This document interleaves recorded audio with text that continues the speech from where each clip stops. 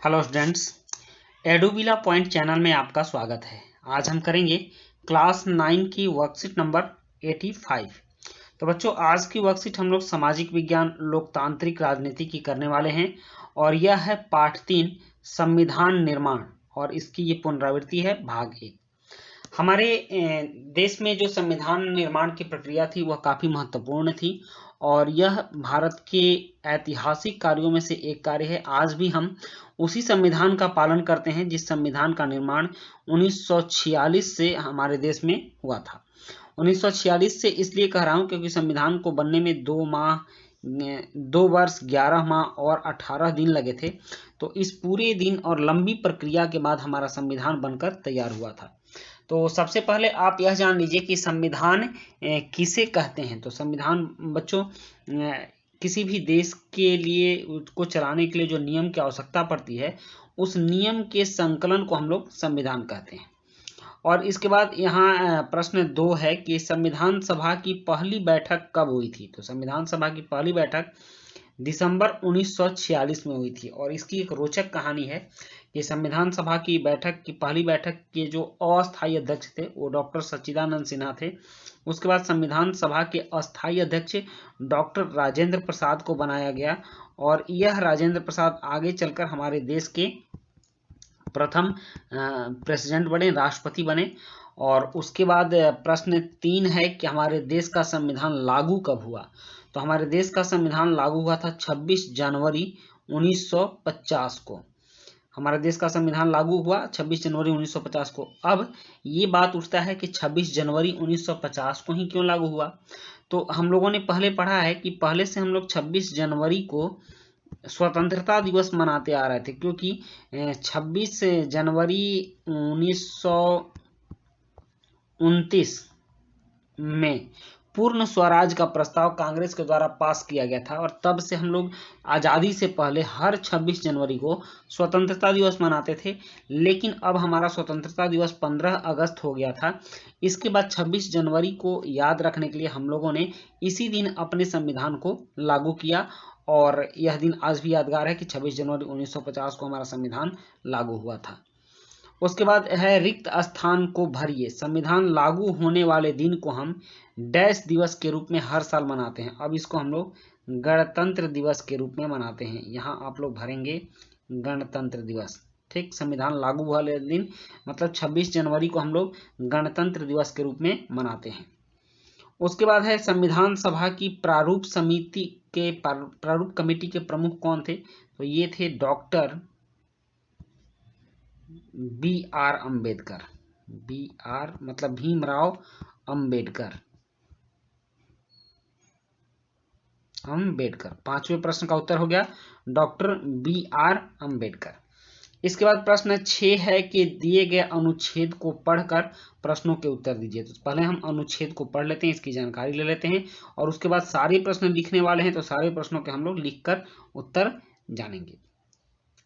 दुनिया के कई देशों में संविधान को फिर से लिखना पड़ा क्योंकि संविधान में दर्ज बुनियादी बातों पर ही वहां के सभी सामाजिक समूहों या राजनीतिक दलों की सहमति नहीं थी। मतलब जो बुनियादी बातें वहां दर्ज थी संविधान में उस पर सभी दलों की सहमति नहीं थी, इसलिए कई देशों के संविधान को दोबारा लिखना पड़ा।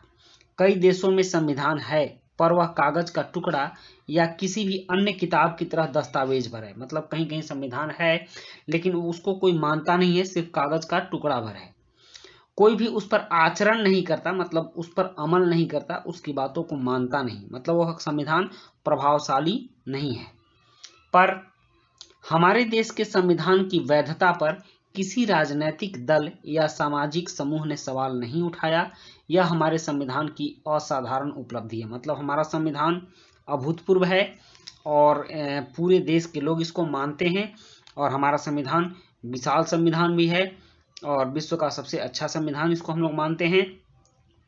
इसके बाद बच्चों कई प्रश्न हैं जिन प्रश्नों के उत्तर हम लोग लिख कर करेंगे। तो चलिए अब हम लोग आंसर शीट पर चलते हैं और सारे प्रश्नों के उत्तर को लिख कर जानते हैं। प्रश्न 1 है संविधान किसे कहते हैं। तो इसका उत्तर है किसी भी देश या संस्था को चलाने के लिए कुछ नियमों की आवश्यकता होती है। उन नियमों के संकलन को हम संविधान कहते हैं। उसके बाद हमने 2 से 5 तक के प्रश्न जो 1 नंबर वाले थे उसको हम लोगों ने वर्कशीट पर ही कर लिया है। अब प्रश्न 6 है, इसको देखिए। प्रश्न 6 है कि दिए गए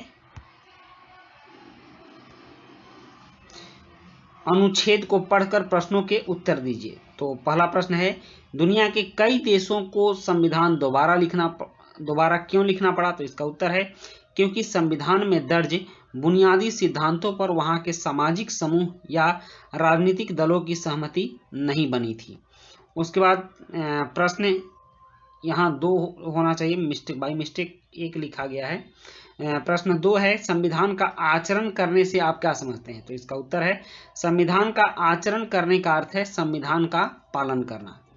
उसके बाद प्रश्न 3 है, हमारा संविधान कैसे असाधारण है? तो इसका उत्तर है हमारा संविधान सभी सामाजिक समूह तथा राजनीतिक दलों के द्वारा स्वीकार्य है, इसलिए हमारा संविधान असाधारण है। अब है कि संविधान क्यों जरूरी है? तो इसका उत्तर है कानून के शासन के लिए, समानता के अधिकार के लिए, विवादों से बचने के लिए और शासन व्यवस्था के कार्य तथा शक्तियों के निर्धारण के लिए संविधान अति आवश्यक है। इसका प्रश्न 8 है कि हमारे देश में संविधान के क्या क्या कार्य हैं? तो इसका उत्तर है सरकार की शक्तियों तथा कार्यों का निर्धारण, एक देश में एक नियम निश्चित करना, समानता सुनिश्चित करना, भेदभाव को रोकना, न्याय प्रदान करना, शांति व्यवस्था बनाए रखना। उसके बाद प्रश्न 9 है, संविधान लिखते समय किन किन बातों का ध्यान रखा गया था? तो इसका उत्तर है विविधता का, धर्मनिरपेक्षता का, समानता का, सामाजिक न्याय का, देश की अखंडता और मौलिक अधिकार का। उसके बाद है प्रश्न 10, आपके अनुसार हमारे देश के विकास में हमारा संविधान कितना सार्थक है? तो इसका उत्तर है हमारे संविधान ने देश की अखंडता को सुनिश्चित किया है, मतलब हमारा देश टूट नहीं सकता है।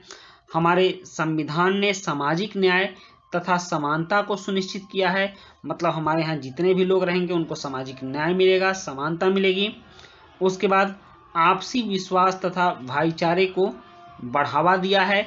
संविधान में एक समान अवसर प्रदान कर देश को आर्थिक पथ पर आगे बढ़ने में मदद की है। बच्चों, हमारा संविधान विश्व का सबसे विशाल और लिखित संविधान है।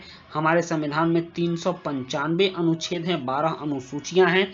तो इस तरह से हमारे संविधान में विश्व के बहुत ही अच्छाइयों को रखने का प्रयास किया गया। हमारा संविधान एक अद्वितीय संविधान है। तो इसी के साथ आपकी वर्कशीट कंप्लीट होती है। मिलते हैं नेक्स्ट वर्कशीट में।